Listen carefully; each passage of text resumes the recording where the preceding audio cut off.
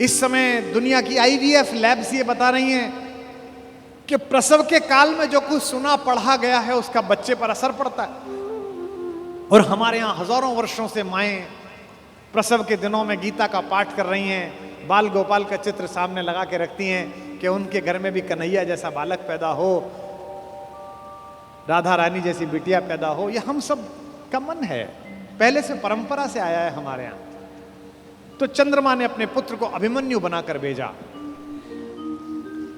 एक दिन ऐसा आया महाभारत के युद्ध में जब योजना पूर्वक कुरुक्षेत्र के मैदान से खींचकर अर्जुन को अलवर की तरफ ले जाया गया, मत्स्य प्रदेश की तरफ, विराट की नगरी की तरफ। अर्जुन युद्ध की सीमा क्षेत्र के बिल्कुल आखिरी हिस्से पर पहुंच गया जहां से सूर्यास्त से पहले लौटना संभव नहीं था। अब यह पांडवों के शिविर में चर्चा का विषय बना कि ये जो चक्रव्यूह सजा दिया गया इसे तोड़ेगा कौन। किसी को नहीं आता तोड़ना, इसमें घुसना ही नहीं आता, केवल अर्जुन को आता है। तब अभिमन्यु ने कहा कि ताऊजी मुझे इसमें घुसना आता है, क्योंकि जब पिताजी मां को यह बात सिखा रहे थे तो मैं गर्भ में था और मैंने ये विद्या सीखी थी। तो बोले बेटा बहुत अच्छा है, फिर निकलना भी आता होगा। बोले नहीं, जब तक उन्होंने इससे बाहर आने का मार्ग बताया तोड़ने का, तब तक मां सो गई, तो मैं बाहर निकलने का नहीं सीख पाया। सारे चाचाओं ने और ताऊओं ने कहा कोई बात नहीं बेटे, तू तोड़ दे, निकाल तो हम लेंगे। भाई महाबली भीम जिसकी एक मुष्टिका से विंध्याचल के पर्वत छोटे हो गए, जहां जहां उसका पैर पड़ा हिंदुस्तान में 1,00,000 जगह है जहां भीम बैठिका है। जिस पत्थर पे चले जाओ बड़ा सा गड्ढा है, बोले ये भीम का पांव रख पड़ा हुआ है। ये देश महान है। महाभारत में जब जब पढ़ता हूं युद्ध का एक एक दिन बढ़ता चला जाता है और मुझे कृष्ण के ऊपर बेचैनी प्रारंभ हो जाती है। मुझे लगता है अब तो कूदो, अब तो करो, अब तो कुछ करो। वो कुछ भी हो जाने देते हैं। जब नारायण श्रीहरि ऊपर से नीचे चले, राम के अवतार के बाद मर्यादा पुरुषोत्तम बड़े ठाकुर के अयोध्या से विदा होकर साकेत पहुंचने के बाद ये योजना बनी कि अब छोटे ठाकुर को नीचे भेजा जाए, तो सारे देवी देवता, सारे नक्षत्र भी पृथ्वी पर चलने के लिए आतुर हुए। सदा ऐसा होता है। शेषनाग आ गए थे लक्ष्मण के रूप में, सब लोग नीचे आ ही जाते हैं।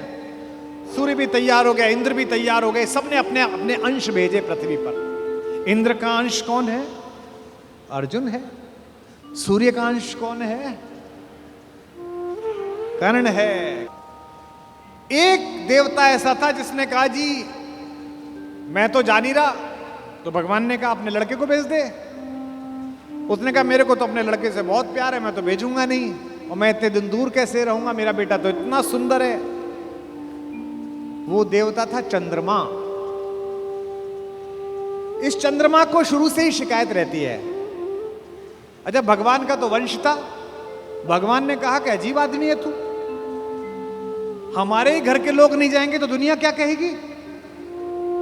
सूर्य अपना अंश भेज रहे हैं कर्ण के रूप में, इंद्र अपना बेटा भेज रहा है, अंजनी कुमार अपने दोनों बच्चे भेज रहे हैं नकुल सहदेव के रूप में, धर्मराज स्वयं उपस्थित हो रहे हैं युधिष्ठिर के रूप में, और तू नहीं चलेगा ना तेरा लड़का चलेगा। उसने कहा कि कन्हैया एक काम कर लो, लड़का ले जाओ मेरा, 2 शर्तें हैं, एक तो लड़का आपके पास रहेगा, और बोले और? बोले एक ये 16 साल का हो जाए तो उसे वापस भेजना पड़ेगा तुरंत। चंद्रमा का वो पुत्र क्या बन के आया? कृष्ण का प्राणों से प्रिय भांजा अभिमन्यु बनकर उपस्थित हुआ। चंद्रमा के पुत्र के रूप में जन्म लिया। और भगवान का अगर कोई योग्यतम शिष्य है जिसने भगवान से शस्त्र विद्या सीखी है, वो अर्जुन का बेटा अभिमन्यु है। अपने पिता की तेजस्विता से भी वो आगे है। इस समय दुनिया की आईवीएफ लैब्स ये बता रही हैं कि प्रसव के काल में जो कुछ सुना पढ़ा गया है उसका बच्चे पर असर पड़ता है। और हमारे यहां हजारों वर्षों से माएं प्रसव के दिनों में गीता का पाठ कर रही हैं, बाल गोपाल का चित्र सामने लगा के रखती हैं कि उनके घर में भी कन्हैया जैसा बालक पैदा हो, राधा रानी जैसी बिटिया पैदा हो। यह हम सब का मन है, पहले से परंपरा से आया है हमारे यहां। तो चंद्रमा ने अपने पुत्र को अभिमन्यु बनाकर भेजा।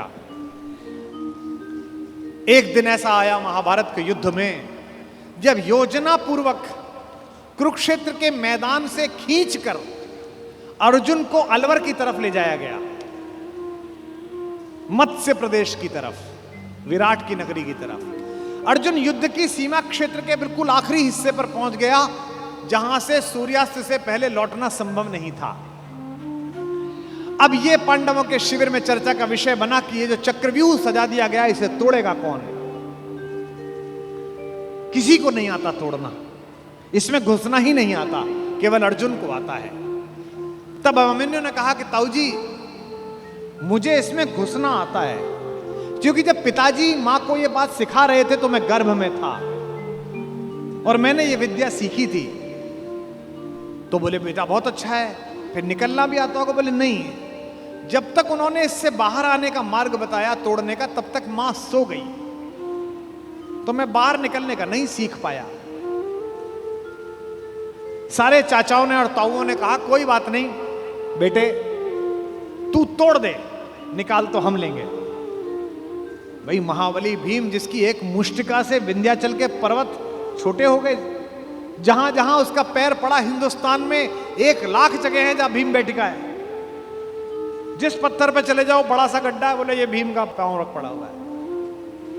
ये देश महान है, इस देश में 2-3 जगह हर जगह मिलती हैं माता सीता की रसोई, जहां जाओ वो मां की रसोई मिलती है। क्या बढ़िया प्रतीक शास्त्र है। दुनिया के 44 देश घूम लिए, इसी क्षण भी अगर भगवान वापस बुलाए और ऊपर बुला के पूछे कि तेरे सत्कर्मों के कारण तुझे देश चुनने का अवसर दिया जाता है, तो मैं दुनिया के सारे देश छोड़कर फिर यही चुनूंगा जहां की मिट्टी में गोपाल लेटा है, जहां के पर्वत पर्वत पर हमारी मां ने भोजन बनाकर उन पर्वत श्रृंखलाओं को तपस्या का केंद्र बना दिया है, जिसके रेणु रेणु पर अपने चरण रखकर राघवेंद्र सरकार भगवान श्री राम मर्यादा पुरुषोत्तम ने और लीलाधर योगेश्वर कृष्ण ने जिसे चंदन बना दिया है। भगवान चुप रहे, किसी ने उनकी सलाह न ली। सेनापति धृष्टद्युम्न थे, द्रुपद पुत्र। सेनापति ने योजना की कि कोई बात नहीं बेटा, मामा ने भांजे को आज्ञा दी कि कोई बात नहीं, तू चला जा इसके अंदर और हम सब तुझे निकाल लेंगे। इतिहास गवाह है, तारीख गवाह है कि अभिमन्यु ने उस चक्रव्यूह को तोड़ा और चक्रव्यूह के दूसरे चक्र में ही पांडवों की सेना को बाहर कर दिया गया और चक्रव्यूह में वो अकेला रह गया। क्या लड़ा, अद्भुत युद्ध हुआ। सुनते हैं कि इंद्र माताली से, जो उसका सारथी है, जो उसका ड्राइवर है, उससे बोला कि रथ लेकर चलो। उसने कहा अभी तो दिन पूरा चढ़ा हुआ है, मैं कैसे आऊं? उसने कहा देखने आओ कि युद्ध कितना सुंदर हो रहा है। अभिमन्यु जिस दिन जा रहा था लड़ने के लिए, उसने सबके पैर छुए। युधिष्ठिर ने कहा जीते रहो मेरे लाल। धृष्टद्युम्न ने कहा जीते रहो मेरे बेटे। चाचाओं ने, नकुल ने, सहदेव ने गले लगा लिया अपने भतीजे को और कहा जीते रहो। जब उसने मामा के पैर छुए, कृष्ण के पैर छुए, तो कृष्ण ने कहा यशस्वी भव।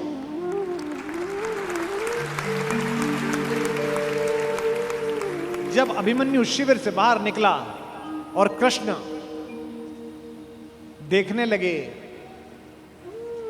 तो द्रौपदी ने कहा मेरा बेटा जीवन की सबसे बड़ी लड़ाई लड़ने के लिए जा रहा है कान्हा, सबने उसको जीते रहो का आशीर्वाद दिया, तुमने नहीं दिया। तुमने उससे यशस्वी भव का आशीर्वाद दिया, जीते रहो क्यों नहीं बोला?